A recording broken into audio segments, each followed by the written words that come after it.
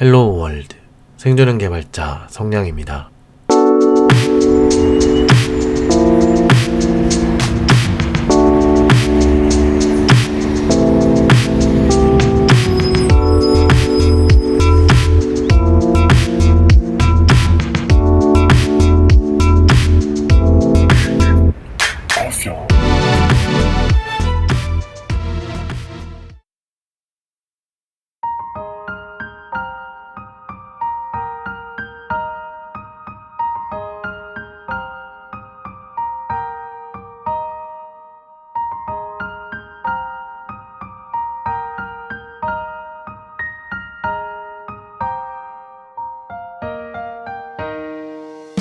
자, 그러면 이번엔 두 번째 레귤러 익스프레션 매치 인디시즈 정규 표현식 일치 색인에 대한 내용을 한번 이야기해 보겠습니다. 제가 소개드릴 때는 정규 표현식 일치 색인이라고 직역해서 표현했는데요. 정확하게는 REG, EXP라는 정규 표현식 객체를 의미하는 거고요. EXEC 메서드와 유명한 매치 올 메서드와 관련되어 있는 기능입니다. EXEC 메소드 같은 경우는 지정된 정규 표현식과 매칭되는 항목을 하나씩 떼와야 돼서 반복문을 좀 써줘야 되지만 매치 계열 메소드를 쓰면 한 번에 모든 항목을 다 정리해줘서 편한데요. 이렇게 정규 표현식을 활용할 때 사용할 수 있는 플래그 D 값이 이번에 하나 더 표준으로 추가되었습니다. 실제 D 플래그는 이미 사용할 수 있는 곳이 많습니다. 2019년쯤에 이미 V8 엔진에는 도입이 된 상태였다가 이번에 정식 에크마스크립트 표준까지 올라온 거라서요. 당장 크롬 콘솔에서도 다 써볼 수 있습니다. 보통은 전체 검색용으로 G, 글로벌 플래그를 제일 자주 쓰는데요. 이번에 추가되는 D 플래그를 사용하면 정규 표현식을 통해 나오는 캡처 그룹상의 부분 문자열 관련 인덱스까지 다 찾아줍니다. 예를 들어 전체 문자열이 코딩 자바, 코딩 자바스크립트, 코딩 파이썬 이런 문자열이 있다고 치고요. 이렇게 있는 상태에서 코딩 뒤에 문자열이 붙는 문자열을 정규 표현식을 사용해서 찾아내게 시킨다면 0번 인덱스 안에 0번에는 코딩 자바, 1번에는 코딩, 2번에는 자바, 1번 인덱스 안에 0번에는 코딩 자바스크립트, 1번에는 코딩, 2번에는 자바스크립트, 2번 인덱스 안에 0번에는 코딩 파이썬, 1번에는 코딩, 2번에는 파이썬 이런 식으로 찾아내서 분류를 해주는데요. 기존 방식에서는 그 내부 각각의 코딩이라는 글자가 시작되는 인덱스만 제공해줬습니다. 그런데 이번 에크마스크립트 2022 표준에서 추가되는 D 플래그를 써주면요. 전체 문자열에서 코딩 자바에 해당하는 시작과 끝 인덱스, 코딩에 해당하는 시작과 끝 인덱스, 자바에 해당하는 시작과 끝 인덱스를 다 찾아서 인디시즈 프로퍼티로 제공해줍니다. 즉 정규 표현식을 적용해서 찾은 각각의 문자열의 시작 인덱스만 줬었던 게 과거고요. D 플래그를 사용해주면 찾은 문자열을 구성하는 정규 표현식으로 나눠지는 문자열별로 나오는 부분 집합에 대한 인덱스 값을 다 각각 주는 겁니다. 음성으로만 이야기하면 감이 좀 잘 안 잡히실 수도 있는데요. 요건 예제 코드를 직접 찾아보시면 금방 또 알아보실 수 있습니다. 에크마스크립트 2022 표준으로 추가될 두 번째로 소개드린 레귤러 익스프레션 매치 인디시즈 이 부분을 보면서 제가 느낀 점은요. 역시 자바스크립트 쪽이 문자열 관련된 내용은 참 진심이구나 같은 느낌이 많이 들어요. 개발자 입장에서 정규식은 뭐랄까 쓰는 데만 쓰는 느낌? 전형적으로 써야 하는 부분 아니면 잘 안 쓰게 돼서 자꾸 까먹게 되는 것 같기도 한데요. 당연히 필요한 거지만 EXEC나 매치 계열 메서드는 다른 자바스크립트 메서드들도 그런 게 많지만요. 사용해서 나오는 걸 보면요. 아유 진짜 많이도 리턴해주네? 무겁지 않나? 이런 생각도 옛날에 했던 게 떠오릅니다. 청취자분들은 또 어떻게 생각하실지 모르겠습니다. 그런데 TC39위원회 GitHub에서 이 D 플래그를 추가한 이유, 동기에 대한 내용을 보면요. 이런 내용이 있습니다. 신텍스 하이라이팅, 즉 구문 강조 표시에서는 일치하는 문자열 인덱스뿐만 아니라 개별 캡처 그룹에 대한 인덱스도 필요하다라고 적혀 있어요. 그걸 보고 나니까 좀 이해가 되더라고요. 아, 그렇겠다. 뭔가 개발할 때 키워드를 쓰고 그 뒤에 또 무슨 키워드를 쓰고 그 뒤에 또 뭐를 쓰고 이런 식으로 사용을 할 때 색깔이나 구문 강조로 뭔가 보여주려면 인덱스가 굉장히 중요하겠구나, 있는 게 좋겠구나 싶은 거죠. 그래서 성능상의 이유로 필요할 때만 D플래그를 선택적으로 쓸 수 있게 해둔 것 같습니다. 관점의 문제라고 해야 할까요?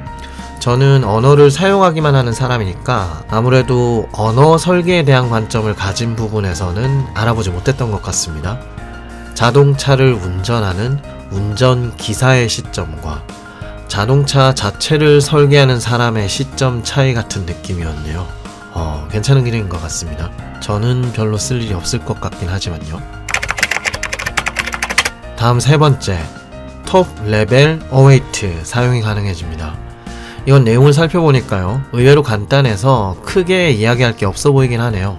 V8 엔진과 Node.js에서는 예전부터 도입된 내용이고요. 이번 에크마스크립트 2021을 기준으로 표준까지 올라왔습니다. 에이싱크 펑션 바깥에서도 어웨이트를 사용할 수 있게 됩니다. 모듈을 불러올 때 프로미스, then을 쓰지 않아도 되고요. 데이터베이스 커넥션 같은 리소스 초기화나 디펜던시 폴백 처리도 훨씬 더 깔끔해집니다. 웹 어셈블리 모듈과 통합 관련 내용도 있는 것 같던데요. 이 부분은 제가 전혀 모르는 내용이라서 함부로 이야기하면 안 될 것 같습니다. 톱 레벨 어웨이트 제한 자체는 2014년부터 시작되었다고 합니다. 실제 표준까지 8년이 걸린 건데요.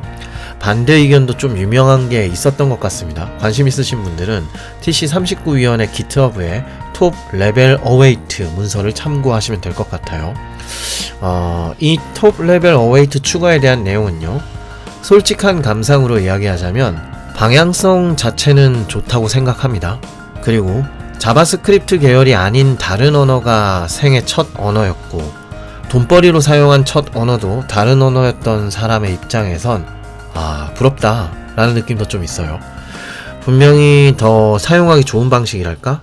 개발하는 사람 입장에서 사용하기에 간결한 느낌, 그리고 편의성 같은 게 계속 좋은 방향으로 나아가는 게 느껴지거든요. 그런데 약간 이런 변화를 지켜보다 보면요, 그런 생각이 들기도 합니다. 약간 꼰대 같은 이야기일 수도 있는데요. 언어적인 과거, 현재, 미래의 모습들이 바뀌어가는 게 당연한 거긴 한데요. 점점 시간이 지날수록 감당하는 게 참 쉽지 않겠다라는 느낌이 좀 있기는 합니다. 이 톱 레벨 어웨이트가 도입되고 시간이 흐르면요, 분명히 단독으로 사용하는 어웨이트가 자리 잡을 거라고 생각합니다. 예제 코드를 보자마자 완전 쓰기 좋아졌네 라고 생각했거든요. 당연히 앞으로 새로 써나갈 코드는 필요할 때 계속 저렇게 쓰면 됩니다. 그런데 지금까지 써온 코드는 어떡할까? 이미 만들어져서 쓰고 있는 건 어떡하지? 유지보수하거나 기능 업데이트할 때 틈틈이 업데이트해 나가면 되겠지만요, 욕을 많이 먹었던 콜백 사용 문법 아직 사용 가능하잖아요. 그리고 프로미스만 사용하는 것도 가능하고요. 또 어싱크 어웨이트를 사용하는 것도 가능하고요. 이제 톱 레벨 어웨이트도 공식적인 표준이니까 정식으로 사용 가능합니다. 발전해가면서 얹어지거나 변화되는 내용들이 존재하기 전에 사용했거나 우회를 했거나 길을 쓰고 구현해놨던 방식들도 다 살아있단 말이죠. 자바스크립트를 완전히 처음부터 배우려고 하는 사람에게는 점점 더 이 히스토리랄까요? 먼저 알아야 하는 게 많아지는 느낌이긴 해요. 약간 그런 거죠. 기존에 이 언어를 쓰고 있는 사람에겐 분명히 굉장히 좋은 문법적 설탕으로 작용을 하겠지만요, 처음 배우는 사람에겐 점점 시작할 때 문법적 허들이 높아지는 효과가 있을지도 모르겠다라는 생각이 들기도 합니다. 점점 배울 게 많아지고 점점 그 문법의 전후 관계나 역사에 대해 이해해야 하는 게 많아지고 어쩌면 점점 어려워질 수도 있겠다라는 생각도 들어요. 모바일 쪽 경우는요, 변화의 속도가 빠르긴 하지만요, 약간 에크마스크립트와는 방향이 좀 다른 느낌이거든요. 모바일 같은 경우는 아예 버리고 가잖아요, 이전 버전에 대한 내용들을. 그쪽은 하드웨어 장비들이 같이 움직이니까 어쩔 수 없는 부분도 있는 것 같긴 한데요. 이 점 건 못 쓴다. 그러니까 무조건 이걸 써야 해. 이런 느낌이라서 그들이 제시해주는 대로 따라가기만 하면 되는 건데요. 물론 따라가는 것조차도 쉽지 않습니다만, 그런데 자바스크립트 쪽은 이런 느낌이거든요. 이제 이걸 쓰면 돼. 훨씬 더 편해. 근데 네가 원하면 예전 방식들, 수많은 예전 방식들도 계속 사용해도 돼 라는 건데요. 이게 지속적으로 쌓이고 버리는 건 별로 없는 느낌이라서 그 언어를 다루기 위한 능숙함의 유통기한 같은 게 약간 짧아지는 것 같다라는 느낌이 듭니다. 대부분의 언어들이 이런 고민을 많이 하겠지만요. 자바스크립트 쪽은 그런 변화의 속도나 크기가 다른 언어들에 비해서도 훨씬 큰 것 같아서 언제쯤이 되어야 어느 정도의 만족선에 이르게 되는 걸까? 언제쯤 좀 안정한 시기가 되는 걸까? 라는 생각을 하게 되긴 합니다. 이건 뭐 제가 게을러서 그런 걸 수도 있겠네요. 그 다음 네 번째, Ergonomic Brand Checks for Private Fields 방식의 추가입니다. 일단 여기서 브랜드 체크라는 명칭에 대해 이야기를 좀 해야겠네요. TC39위원회 GitHub의 How We Work 리파지터리에는요, 터미놀로지, 즉 사용되는 용어에 대한 설명이 작성된 MD 파일들이 있습니다. 여기에서 브랜드 체크라는 용어를 간략하게 설명하고 있는데요. 제가 영어를 잘 하진 못해서 정확하진 않겠지만 대략적으로 이해한 내용을 말씀드리겠습니다. 일단 브랜드 체크라는 용어는 TC39위원회 내부에서 사용하는 용어라고 표현하고 있고요. 이 브랜드 체크는 코드를 통해 생성을 제어할 수 있는 유니크한 데이터 타입에 대한 체크를 의미한다 라고 설명해 놨습니다. 자바스크립트의 어레이로 예시를 들고 있는데요. 자바스크립트의 어레이는 빌트인 데이터 타입이고요. 이런 빌트인 데이터 타입은 유저 스페이스에서는 만들어낼 수 없는 타입입니다. 즉, 어레이 같은 타입은 자바스크립트를 사용하는 일반적인 프로그래머나 개발자가 만들 수 없는 데이터 타입인 거죠. 이건 뭐 빌트인 데이터 타입 의미가 원래 그런 거니까요. 어떤 언어가 기본적으로 제공하는 데이터 타입은요, 당연히 그 언어의 사용자인 일반적인 개발자가 만들 수 없습니다. 그건 그 언어 자체의 표준 기능 같은 거니까요. 우리가 직접 만들어 쓰는 데이터 타입이나 함수 혹은 서드파티 라이브러리라면 이야기가 다르겠지만요. 언어에 기본 장착되는 데이터 타입과 함수들은 내부에 정의되어 있고, 대다수의 프로그래머나 개발자는 이런 기본 데이터 타입과 함수를 사용하는 입장, 잘 조합해서 프로그래밍 하는 쪽인 겁니다.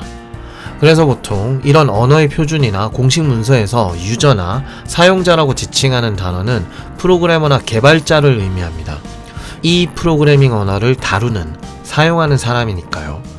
우리가 프로그래밍 언어로 만든 애플리케이션이나 서비스를 사용하는 고객도 사용자, 유저라고 부르는데요. 프로그래머와 실제 서비스 사용자를 구분하기 위해서 보통 프로그래머 쪽이나 관련 전공 쪽에서는 실제 서비스 사용자는 엔드 유저라는 명칭으로 구분해서 지칭합니다. 자, 그럼 다시 돌아와서요. 이런 빌트인 데이터 타입인 어레이 쪽을 예로 들어서 보면, 어레이의 isArray 메서드가 바로 브랜드 체크의 일반적인 예입니다. isArray 메서드는 입력되는 객체가 배열인지 여부를 확인하기 위해서 사용하는 거잖아요.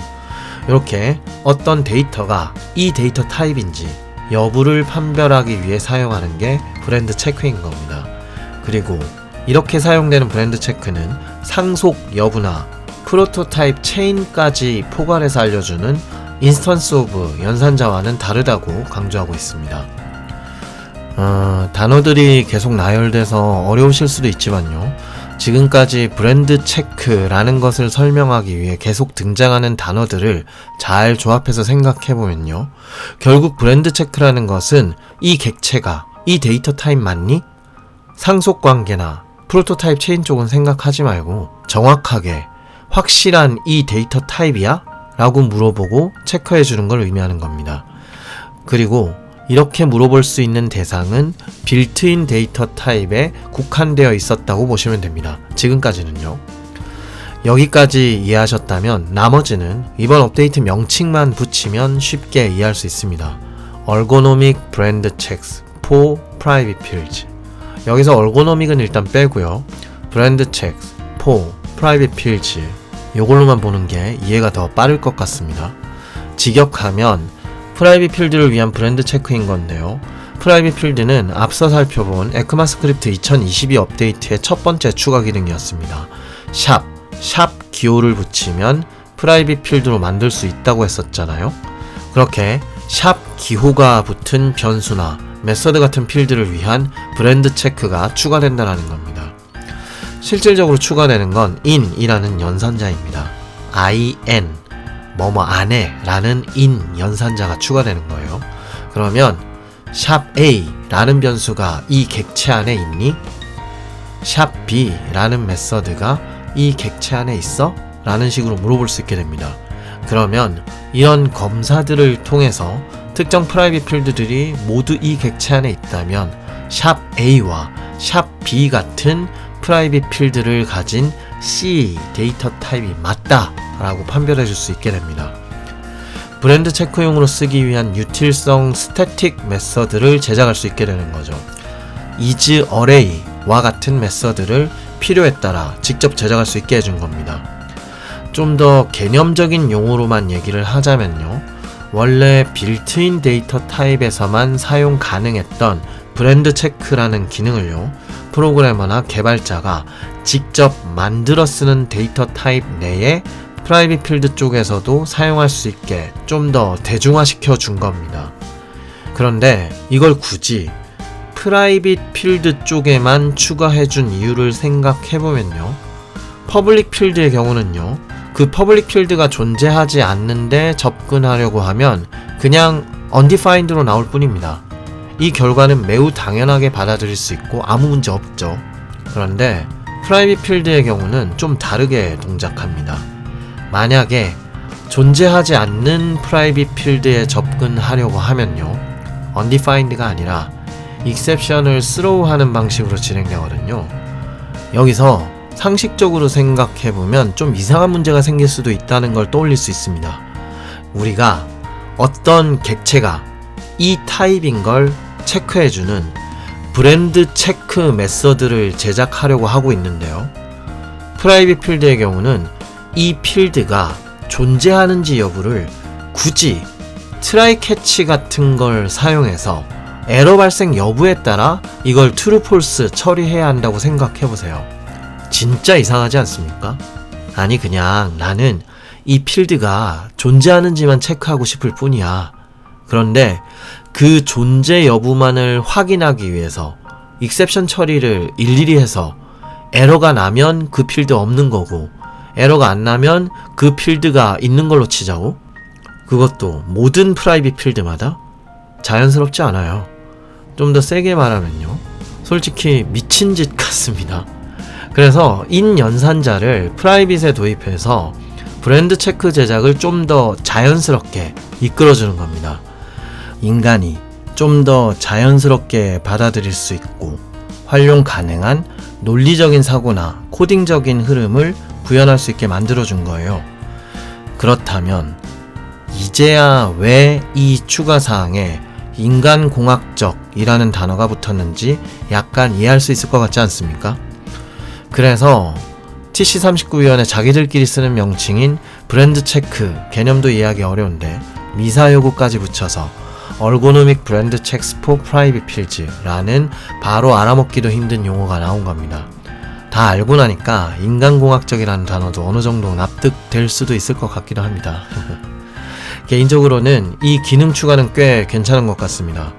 정확하고 엄밀하게 데이터 타입을 구분하기 위한 도구를 일반 프로그래머나 개발자 영역까지 제공해주는 느낌인데요. 다만 이 브랜드 체크라는 방식 자체가 에크마스크립트 구현 언어들, 즉 자바스크립트가 클래스 기반이 아닌 프로토타입 기반 객체 지향 언어이기 때문에 딱 떨어지는 타입을 정확하게 캐치해내는 것에 다소 번거로움이 있기 때문에 사용하는 방식 같아 보이긴 합니다. 프라이빗 필드 쪽을 기준으로 브랜드 체크 기능을 지원해주는 걸로 봐선요. 일반적인 개발 용도로도 분명 사용될 만한 문법이지만 어렴풋이 느껴지는 건 이건 라이브러리나 프레임워크 단위 개발 쪽에서 훨씬 더 중요하게 사용되겠다라는 느낌이 듭니다. 타입 판별은 그런 쪽 개발에서 더 엄밀하게 사용될 테니까요. 브랜드 체크라는 개념이 TC39위원회 내부에서 지칭하는 명칭이기 때문에 Ergonomic Brand Checks for Private Fields는 단어상으로 자바스크립트에 깊이 있는 이해나 높은 관심이 없다면 바로 알아들을 수 없는 느낌의 업데이트로 보이긴 합니다. in이라는 연산자와 이번에 함께 표준이 된 프라이빗 필드를 조합해서 정확하고 납득 가능한 논리적 순서의 코딩을 통해서 사용자 정의 데이터 타입을 판별하기 위한 도구를 일반 프로그래머에게까지 내려줬다라는 의미로 접근하면 될 것 같아요. 다섯 번째, add 메서드가 추가됩니다. 어디에 라는 의미를 가진 add 메서드가 추가되는데요. 기능 자체는 귀여운 수준이지만요, 요건 은근히 꽤 많이 쓰실 것 같습니다. 간단히 설명하자면 add 메서드는요, 배열의 음수, 마이너스가 붙은 음수 인덱싱을 지원하는 메서드입니다. 이게 TC39위원회 GitHub에도 적혀있는 내용인데요. 파이썬이 익숙한 개발자분들이 많이들 반기실 것 같습니다. 파이썬 경우는요, 기본적으로 리스트 같은 데서 사용하는 인덱스의 음수도 사용이 가능한데요. 음수를 사용하면 예를 들어 -1 인덱스를 쓰면요, 0보다 하나 아래니까 실제 배열의 가장 큰 인덱스 값, 문자열로 치면 제일 마지막 글자를 가지고 옵니다. 리스트 맨 마지막에 있는 원소를 가리키기 위해 사용하는 거죠. 자바스크립트 문자열도 최근에 라스트 프로퍼티 같은 게 있긴 하지만요, 이 음수 인덱싱 자체가 배열, 문자열, 모든 객체에 적용되는 내용이라 요구가 꽤 많았다고 해요. 이렇게 파이썬처럼 음수 인덱싱이 지원이 안 되면 맨 끝에 거를 꺼내려면 굳이 랭스 같은 걸로 배열이나 리스트 길이를 구해서 빼기 1을 해서 가져와야 한다는 거죠. 타이핑이 더 많이 들어간다는 이야기입니다.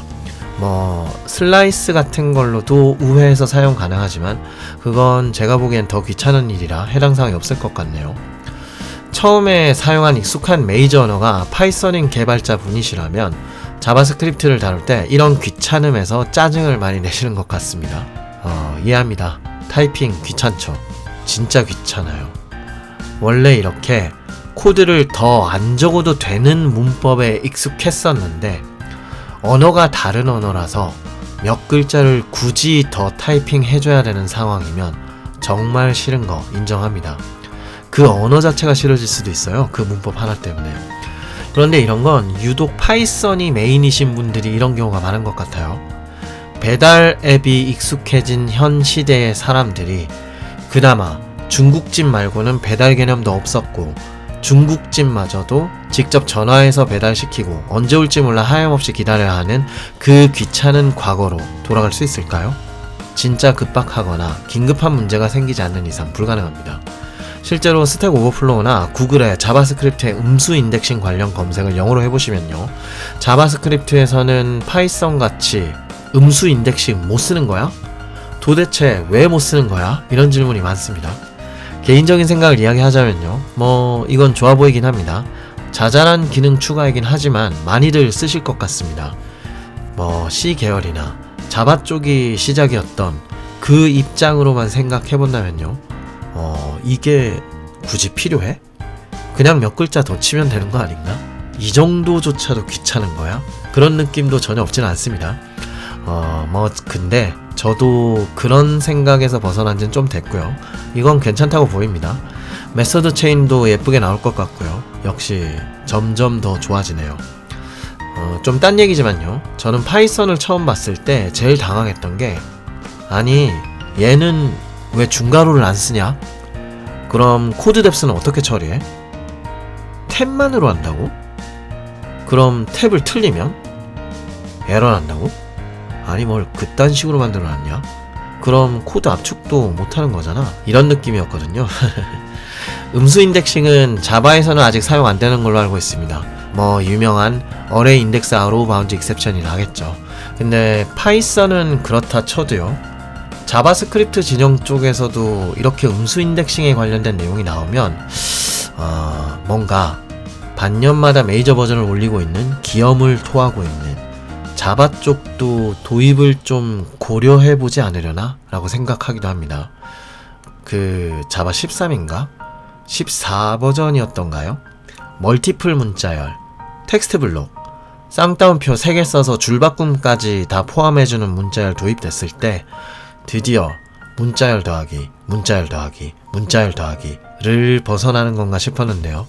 정작 자바 쪽은 실무에서 신규 버전 도입이 좀 느리다 보니까 별로 써볼 일이 없어서 아쉬워했던 기억도 납니다. 자바스크립트에서 리스트 컴프리헨션이 표준에서 제외됐을 때 잡음이 좀 있었다고 하죠. 파이썬 쪽이 리스트의 컴프리헨션 쪽을 참 잘 만들어 놨잖아요. 그래서 저는 자바스크립트 쪽도 표준으로 딱 잡힐 줄 알았거든요. 그런데 생각지도 못하게 칼같이 잘라내는 걸 보고 좀 의외다 라고 생각했던 기억도 납니다. 서로 다른 언어들끼리 닮아가면서도 어떤 건 또 닮아가다가도 도저히 얘는 안 되겠다 라고 쳐내는 과정을 보고 있으면 재미납니다. 기업들이 만들어 파는 상품의 경쟁과도 참 유사해 보입니다. 자, 자꾸 옆으로 셀 것 같으니까요. add 메소드에 관련 내용도 정리하고 넘어가겠습니다. 이번 에크마스크립트 2022에 추가 및 개선되는 5번째 기능인 add 메소드는 음수 인덱싱을 가능하게 해주는 간단한 문법 추가지만요. 대표적으로 파이썬에서 보이는 인덱싱과 유사한 음수 인덱싱을 지원하게 되었고, 인덱스 관련 코딩에 약간의 편의를 제공하고 메서드를 통한 코딩 일관성 측면에서도 괜찮은 업데이트라고 느껴집니다. 6번째, 액세서블 오브젝트 프로토타입 has on property입니다. 요건요, 제한 시작이 그러니까 스테이지 1이요 2021년 4월이었습니다. 1년도 안 돼서 스테이지 1, 2, 3, 4를 다 꿰뚫고 올라와서 바로 표준이 됩니다. 이 이야기인 즉슨 이 내용은 TC39위원회 내부에서 별다른 이견이 없었다, 논란의 여지조차 없었다, 이런 의미로 볼 수 있을 것 같고요. 그렇다면 매우 쓸만한 기능인가 보다 라고 생각할 수도 있을 것 같습니다. 또 기존 문법에 거의 여파가 없을 것이다 라는 의미로도 볼 수 있을 것 같고요. 그럼 이건 기능 자체가 큰 기능이 아닐 것이다, 기존 문법 체계를 흔드는 건 아니지만 이게 있는 게 좋겠다 라고 빠르게 찬성표를 받은 거니까요. 간단하지만 코딩 편의적인 면의 추가 기능이 아닐까 예상할 수 있습니다. TC39위원회 이 추가사항에 대한 문서를 보시면요, 모티베이션 란이 있는데요, 동기부여인 거죠. 왜 이걸 제안하게 되었는지에 대한 설명이 되어 있는 부분이 있는데요, 대충 해석해보면요, 최근에 특히 라이브러리 코드에서는 이런 코드 작성이 일반적이다, 그리고 이런 방식을 제안하고 싶다 라는 식으로 진행됩니다. 코드가 뭐냐면요, 오브젝트 프로토타입 has on property call 메소드 이렇게 사용하거나요, 하거나 변수에 할당한 후에 마지막에 call 메소드를 써야 하는 방식을 그냥 오브젝트 has on 메소드로 쓸 수 있게 하는 게 어떠냐라는 겁니다. 특정 객체 who라는 프로퍼티가 있니? 라는 걸 확인하기 위한 메소드를 간단하게 추격해서 쓸 수 있게 만들자라는 거예요. 모티베이션에서도 언급하고 있지만 이 has on 메서드의 추가는 라이브러리를 만들어내는 코드에서 자주 사용될 것으로 보입니다. 일반적인 프로그래머나 개발자 입장에서는 크게 중요하게 봐야 할 내용은 아닌 것 같아요. 다만 개인적인 감상을 좀 이야기해보자면요, 이 has on이라는 메서드가 표준으로 추가되는 속도, 이렇게 빠르게 표준까지 올라온 걸 보면 그런 느낌은 듭니다. 좀 다른 쪽의 이야기이긴 하지만요, 정치적으로 보면 한국은 여당, 야당이 무척 격렬하게 서로를 비판하고 서로가 통과시키려는 법안을 어떻게든 막으려고 하잖아요. 그런데 정말 빠르게 당끼리의 아무런 싸움 없이 빠르게 만장일치로 통과된 법안이 있었다고 하죠. 그게 뭐였을까요? 제 기억이 맞다면 아마 국회의원의 월급이나 퇴직금 같은, 하여튼 뭔가 돈을 더 주는 법안이었다고 기억하고 있습니다. 전례가 없을 정도로 완벽하고 빠른 속도로 통과됐다고 하죠. 에크마스크립트 표준 제안의 역사는 앞서 에피소드에서 다뤘지만 합의를 이끌어내기 위해 많은 노력을 하고 실패도 하고 멈춰 있었던 기간이 매우 길었던 적도 있죠. 그런데 accessible object.prototype. has on property, 즉 has on 메서드의 추가는 실질적으로 제한이 시작된 지 1년도 안 돼서 표준 자리를 꿰찼습니다. 아무런 잡음 없이 진행된 거예요. TC39위원회에 속해 있는 모든 사람들이 반길 만한 내용이었다고 볼 수 있죠. TC39위원회에서 에크마스크립트 표준 제정에 관여하는 사람들은 모두 다 한가닥 하는 프로그래머들이고요. 당연히 자바스크립트 관련 라이브러리 개발도 하는 분들이 많을 겁니다. 그런데 자기들이 개발할 때 늘 불편했던 점을 개선하기 위한 내용은 싸울 필요 없이 바로 통과 되는 거죠. 정말 많이들 불편하셨었나봐요.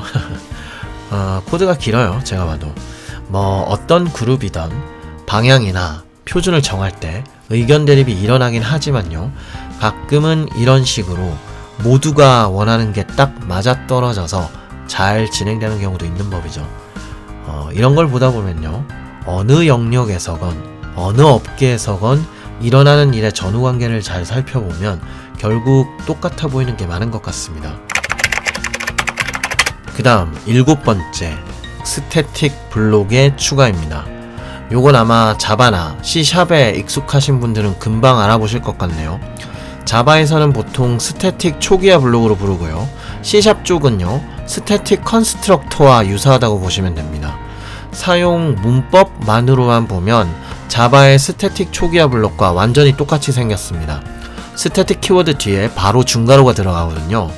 스태틱 필드나 스태틱 프라이빗 필드를 초기화하기 위해 필요한 코드 실행을 해줄 블록이 생기는 겁니다. 초기화라는 게 단순히 특정 값을 최초로 대입하거나 생성해주는 것이 일반적이긴 한데요. 그렇게 초기화가 진행되기 직전에 뭔가 익셉션 처리가 필요하거나 한 개 값만으로 어떤 코드나 연산을 통해서 동시에 2개 이상의 필드의 초기화를 진행한다거나 하는 것 같은 논리적인 선수행을 해줄 코드 영역을 만들어주는 겁니다. 자바스크립트가 모국어이신 분들께는 약간 생소한 개념이실 수도 있는데요. 전공을 하셨거나 다른 클래식한 객체 지향 프로그래밍 언어로 시작하셨던 분들에겐 익숙한 개념, 아니 당연한 개념에 가깝습니다. 아마 자바스크립트 쪽 관심 없으셨던 분들은 뭐야, 스태틱 블록이 아직도 없었다고? 라고 생각하실 수도 있습니다.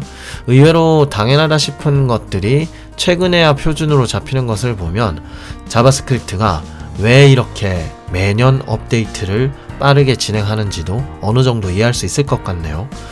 그리고 TC39위원회 GitHub의 클래스 스태틱 블록에 대한 공식 문서에 보면요, Relation to Private Declarations 라는 내용이 있는데요. 여기 안의 내용은 지금 스테이지 1 단계이기 때문에 자세히 볼만한 건 아닌데요. 굉장히 익숙한 단어가 하나 또 출연합니다. Protected State가 나옵니다. Protected. 익숙하신 분들 많이 있죠. 캡슐화를 이야기할 때 접근 제어 관련된 옵션은 자바에서는 4가지를 지원합니다. Public, Private, Default, Protected 이렇게 4가지죠. 그리고 C# 쪽에서는요, Public, Private, Protected, Internal, Protected Internal 이렇게 5가지가 나옵니다. 아마 이런 것들과 비슷하게 연관이 있겠죠. 상속 관계에 있는 객체, 프로토타입에 영향을 주지 않을까 생각됩니다. 당장은 아니겠지만 프라이빗의 추가, 클래스 스태틱 블록의 추가, 그리고 앞서 언급한 여러가지 클래스의 필드 등 캡슐화 기능이 빠르게 표준으로 올라가고 있는 것으로 미루어 볼 때 제가 보기엔 아마도 프로텍티드도 빠르게 에크마스크립트 정식 표준으로 올라오지 않을까 예상됩니다. 에크마스크립트 2022에서 추가되는 마지막 8번째는 에러 코즈입니다. 이제 다 끝나갑니다. 아주 간단하게만 이야기하자면 결국 에러 객체에 코즈라는 프로퍼티를 하나 더 추가해주고요. 컨스트럭터에서도 사용할 수 있게 해준다는 겁니다. 심플하게 커스터마이즈한 에러 처리 위주의 작업이라면 그다지 활용도가 높지 않을 것 같긴 해요. 그런데 늘 그렇지만요, 실무에서 다뤄지는 프로그래밍들은 그 범위나 깊이나 양이 너무 많아져서 항상 문제가 되니까요. 그냥 있는 것만 써도 되는 상황이거나 자바스크립트를 공부할 때 누구나 만들어보는 투두리스트 같은 걸 만드는 경우라면 이딴 건 필요 없죠. 하지만 만약에 커스텀 에러 객체가 복잡해지고, 즉 상속, 체인이 일어나서 커스터마이즈한 에러 객체들의 족보 자체가 복잡해지면 정확하게 무슨 에러가 발생했는지 알기 어려워집니다. 더 정확하게 표현하자면 번거로워집니다. 구체적인 에러를 알려면 프로그래머 입장에서 귀찮습니다. 좀 무식하게 처리한다면 분기 처리를 해서요, 매번 구체적인 에러에 맞는 코드 실행을 해줄 수도 있겠지만 그런 하드코딩 스마트하지 않죠. 좀 예쁘게 한다면 에러 랩핑, 그러니까 실제 발생한 에러를 상위 에러로 감싸면서 제공해주면 코드상으로 아주 예쁘게 처리할 수 있을 겁니다. 이번 에크마스크립트 2022에 추가되는 에러 객체 코우즈 프로퍼티는 그런 의미로 쓸 수 있습니다. 에러를 컨스트럭터를 써서 랩핑하면서요, 현재 실제 발생한 구체적인 에러를 코우즈 프로퍼티에 담아서 함께 가지고 가는 거죠. 그러면 좀 깊숙하게 들어가 있는 에러가 발생해도 에러 처리에 대한 코드의 절대적인 양은 줄이되 구체적인 에러 정보를 같이 가져올 수 있으니까 에러 처리의 구조화나 재사용, 그리고 효율성적인 면을 거의 다 잡았다고 봅니다. 사실상 원리로만 보면요, 객체 지향 언어에서 사용되는 핵심적인 원리 중 하나인 폴리몰피즘, 다형성의 개념과 크게 다르지 않습니다. 결국 언어의 기본 개념적인 부분으로 풀어나가면 새롭게 추가되는 내용들도 웬만큼 풀어나갈 수 있다는 거예요. 개인적으로 느끼는 점은요, 에러 객체의 코즈, 이건 은근히 많이들 쓰실 것 같습니다. 에러 커스터마이징은 사실 프론트엔드가 됐건 백엔드가 됐건 실무에선 꽤 많이 활용되기 때문인데요, 대다수의 월급 받는 자바스크립트 계열 프로그래머나 개발자분들이 실질적으로 반기시는 기능이 될 것 같습니다. 물론 오픈소스나 라이브러리를 제작하시는 코어 개발자분들도 좋아하실 만한 큰 기능 같아요.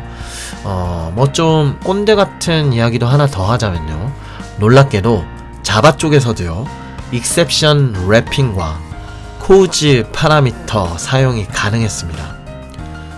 몇 버전부터냐면요, 자바 쪽에서는요 1.4 버전부터 사용 가능했습니다. 듣고 계신 청취자분들 중에 혹시 자바 개발자분들이 계신가요? 너무 비웃지는 마시고요, 자바 1.4 버전은 2002년도 2022년이 아니라 2002년도 버전입니다. 근데 뭐 이거 하나만 비교해서 그렇지 사실 그렇게만 또 볼 수는 없어요. 자바도 발을 도입했잖아요. 함수형 프로그래밍, 람다식, 문자열 처리, 어떻게든 다른 잘나가는 언어들도 따라잡으려고 하고 있지 않습니까? 말 그대로 서로 닮아가고 있는 거죠. 자, 이렇게 에크마스크립트 2022 버전의 마지막 추가 및 개선되는 내용까지 다 다뤄보았습니다.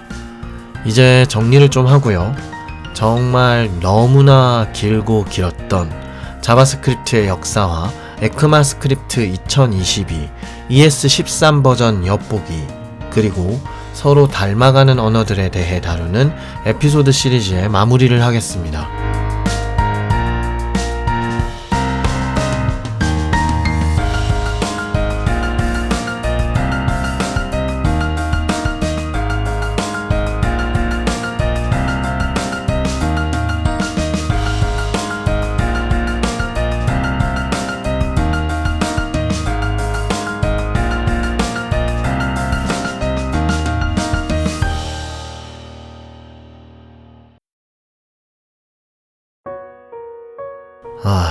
끝났군요.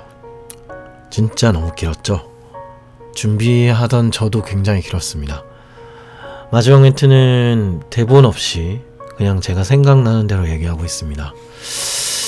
이번에 자바스크립트 관련 시리즈는 5회 정도 제작됐고요. 자바스크립트의 역사에 대해서 3개 정도의 에피소드를 썼고요. 대충 계산을 해보니까 1시간 반 정도 쓴 것 같습니다. 그리고 에크마스크립트 2022 버전 관련된 내용도 한 1시간 반 정도 쓴 것 같아요. 한 3시간 말할 거를 떠들었던 건데요. 이거 준비한 게 생각해보니 실제 자료 조사하고 대사 준비하고 하는 데 쓴 시간이 한 4주, 5주 정도 들었던 것 같아요. 생각보다 엄청 길었죠. 이게 뭐 제가 이것만 하고 있는 게 아니라서 퇴근하고 틈틈이 잠자는 시간 약간 줄여가면서 이제 만들다 보니까 시간이 굉장히 많이 걸렸던 것 같습니다. 진짜 힘들었는데 나름 재밌었던 것 같습니다.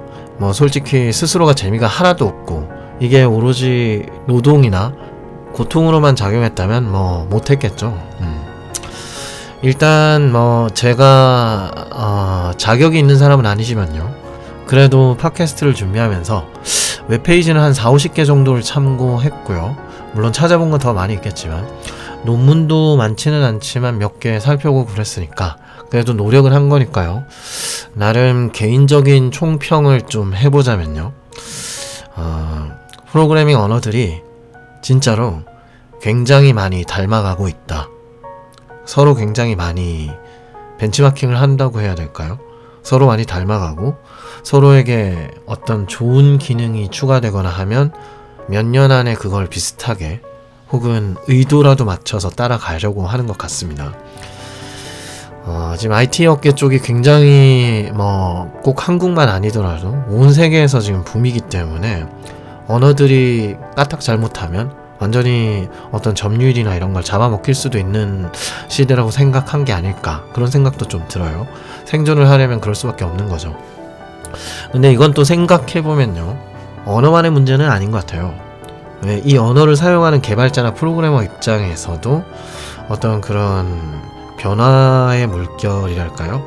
어떤 시대의 흐름에 최소한 편승하지 않으면, 아니면 따라가지도 못하는 정도로 계속 남아있으면, 머물러 있으면 그런 우리에게도 어떤 어려운 상황이 오지 않을까, 그런 생각도 좀 하게 됩니다.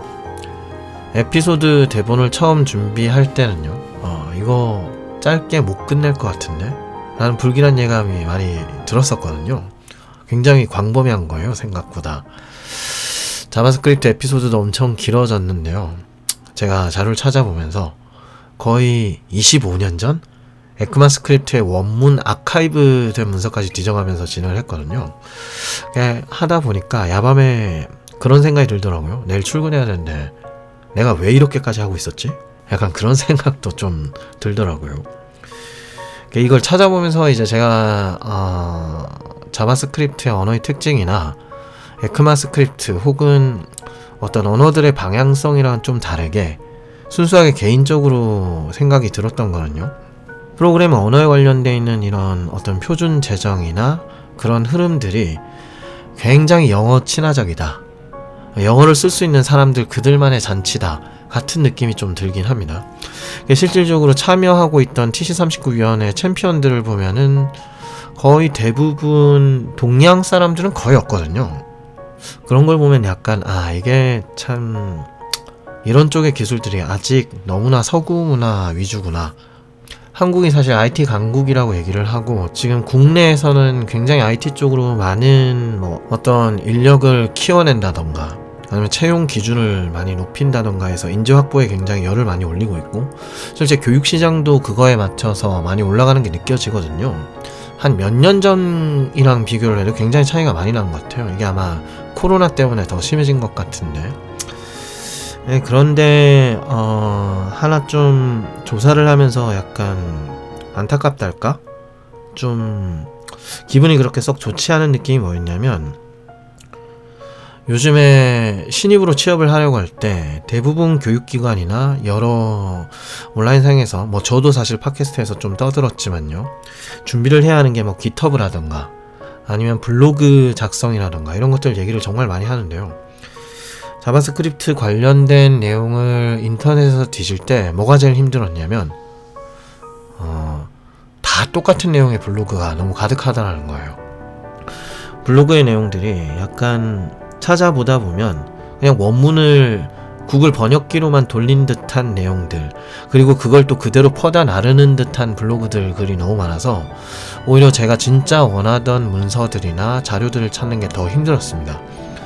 한글로는 검색을 안 하는 게 좋겠다 싶은 생각이 들 정도였어요. 그래서 결국 이제 참고를 했던 내용들은 거의 대부분 해외에 영어로 적혀있는 아티클이나 블로그 글들, 그리고 공식 문서 같은 것들을 좀 많이 활용했었거든요. 그런 것들 보면 약간 좀 아쉽다라는 느낌도 있어요. 보면 어떤 취업 준비를 하기 위해서 블로그를 쓰는 분들의 블로그를 보면 취업이 확정되고 나서는 그 블로그가 갱신이 안 돼요. 그러니까 말 그대로 취업용 블로그였던 거죠. 기터브도 마찬가지고요. 그런 걸 보면 이게 과연 옳은 길인가. 물론 취업을 하기 위해서 준비하고 되는 것들 중에 그런 것들을 저도 팟캐스트 얘기를 했었고, 주변에 많은 온라인이나 교육기관에서도 이런 얘기를 하니까 사실 할 말은 없습니다만, 그런 걸 좀 지켜보고 있으면 참 너무 힘들다. 개발자가 되는 것조차도 점점 어려워지는 것 같다. 그런 생각도 좀 많이 들고요. 그리고 또 좀 다른 얘기로 좀 샜는데요. 제가 자바스크립트의 역사와 에크마스크립트 관련된 내용을 좀 다루려고 했을 때 굉장히 이상하다 싶었던 건, 제 생각엔 이런 내용들이 굉장히 중요한 것 같거든요. 역사적인 부분이라던가 아니면 어떤 식으로 언어들이 변화해오고 있고 어떤 흐름을 맞이했고 어떤 사건 때문에 지금에 이르렀는지, 이런 부분들이 굉장히 중요한 것 같은데 실제로 블로그를 찾아보면 그렇게 많이 다루고 있지 않아요. 찾아보면 있기는 하지만 제가 찾아봤던 책들 그런 것도 그런 내용 중에 일환이긴 하지만, 국내 자료들이나 이런 걸 봤을 때 그런 것들을 정리한 게 좀 없어서 저는 나름대로 굉장히 답답했던 것 같습니다. 그래서 이걸 제가 블로그로 쓰는 건 또 귀찮고, 제가 사실 옛날에 블로그를 좀 했었거든요. 블로그를 몇 년 동안 하다가 완전히 폐사를 했는데, 이런 것들은 그냥 내가 내 스스로 블로그에 정리를 하는 것처럼 팟캐스트에 정리를 좀 해놓는 게 좋겠다.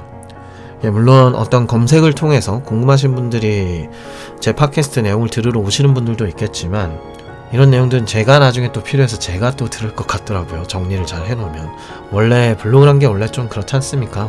메모를 해둔다거나 자기가 나중에 보고 싶은 거 내용을 저장해 놓으려고 쓰는 거니까요.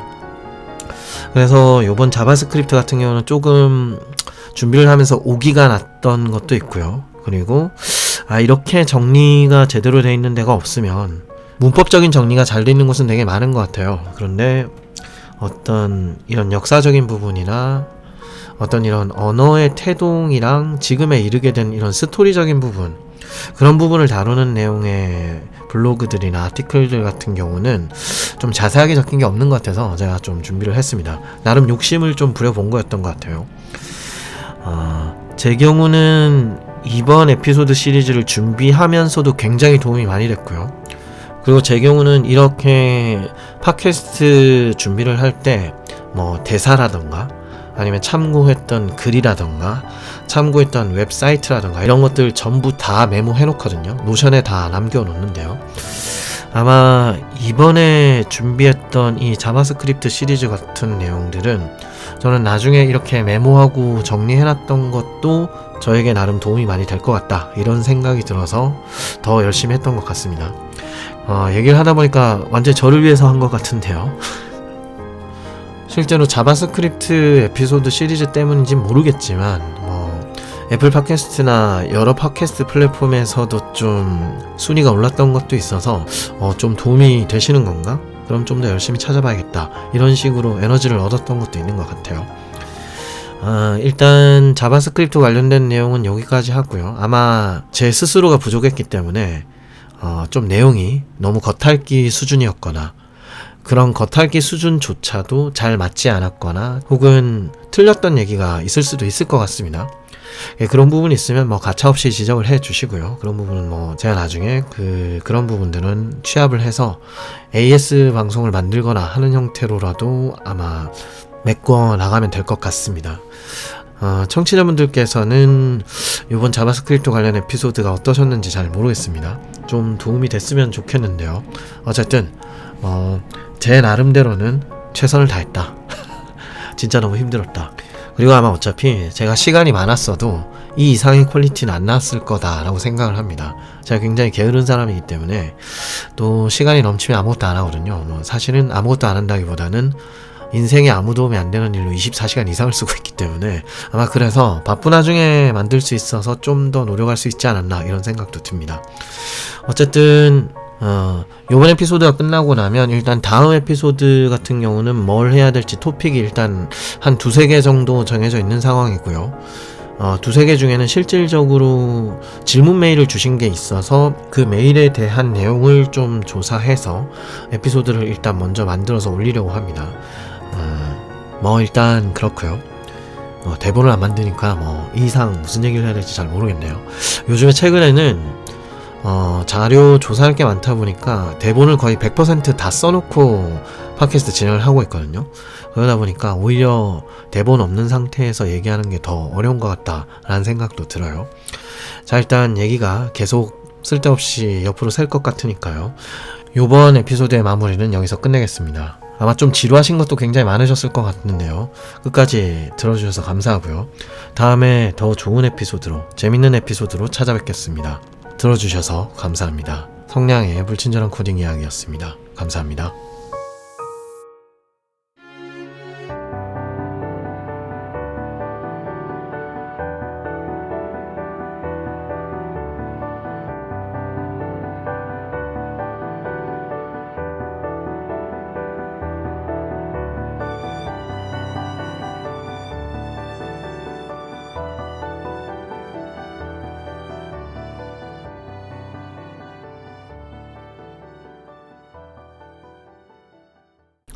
while true, to be continue, 세미콜론은 매너입니다.